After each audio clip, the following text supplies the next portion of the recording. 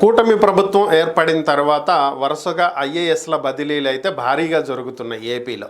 ఇప్పటికే దాదాపు 19 మంది ఐఏఎస్ఎల్ని జిఏడిలో రిపోర్ట్ చేయమని చెప్పి ఆదేశాలు కూడా వెళ్ళి, సో వాళ్ళు జిఏడిలో రిపోర్ట్ కూడా చేశారు, అంటే జనరల్ అడ్మినిస్ట్రేటివ్ డిపార్ట్మెంట్. సో ప్రత్యేకమైనటువంటి శాఖలేవి ఇవ్వకుండా జిఏడికి అటాచ్ చేశారు వీళ్ళని. సో ఇప్పుడు మరొక సీనియర్ ఐఏఎస్ అధికారిని కూడా జిఏడికి వెళ్లాల్సిందిగా బదిలీ చేశారు. సో ఈయన ఒకసారి అసలు ఈయన పరిస్థితి ఏంటి, ఎందుకు ఈయన్ని బదిలీ చేశారనేటువంటి అంశాలు చూసుకున్నట్లయితే, వ్యవసాయం గనుల శాఖలో పనిచేస్తున్నటువంటి ఈయన్ని కూటమి ప్రభుత్వం వచ్చిన తర్వాత కార్మిక శాఖకు బదిలీ చేశారు.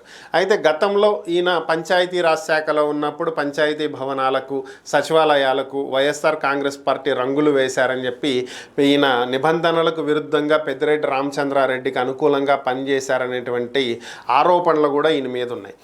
అంతేకాకుండా ఇంతకంటే ముందు ఒకసారి ఇంకొంచెం వెనక్కి వెళితే 2019 ఎన్నికల సమయంలో ఆంధ్రప్రదేశ్ తరపున చీఫ్ ఎలక్టోరల్ ఆఫీసర్గా ఈయనే పనిచేయటం జరిగింది, గోపాలకృష్ణ ద్వివేది. అప్పటి ఏపీ చీఫ్ ఎలక్షన్ ఆఫీసర్ ఈయనే. సో అప్పుడు చంద్రబాబు నాయుడు ఈయన దగ్గరకు వెళ్ళి సీరియస్గా ఒకసారి కంప్లైంట్ కూడా ఇవ్వటం జరిగింది. ఎన్నికల్లో చాలా అవకతవకలు జరుగుతున్నాయి, ఒక ఐఏఎస్ ఆఫీసర్ అయ్యుండి మీరు ఈ విధంగా వ్యవహరించడం కరెక్ట్ కాదు, మీ సంగతి చూస్తామని చెప్పి అప్పట్లో చంద్రబాబు నాయుడు మాట్లాడినటువంటి మాటలు వైరల్ అయినటువంటి పరిస్థితి. మరి ఆయన ఇప్పుడు చంద్రబాబు నాయుడు గవర్నమెంట్లో కార్మిక శాఖలో ప్రిన్సిపల్ సెక్రటరీగా ఫస్ట్ పోస్టింగ్ ఇచ్చారు. మళ్ళీ వెంటనే ఇప్పుడు అక్కడి నుంచి కూడా తీసేసి జిఏడికి వెళ్లాల్సిందిగా ఆదేశాలు ఇచ్చారు. ఈ కార్మిక శాఖను కూడా పశుసంవర్ధక శాఖ బాధ్యతలు నిర్వర్తిస్తున్నటువంటి నాయక్కి అదనపు బాధ్యతల్ని ఈ కార్మిక శాఖను అప్పచెప్పడం జరిగింది.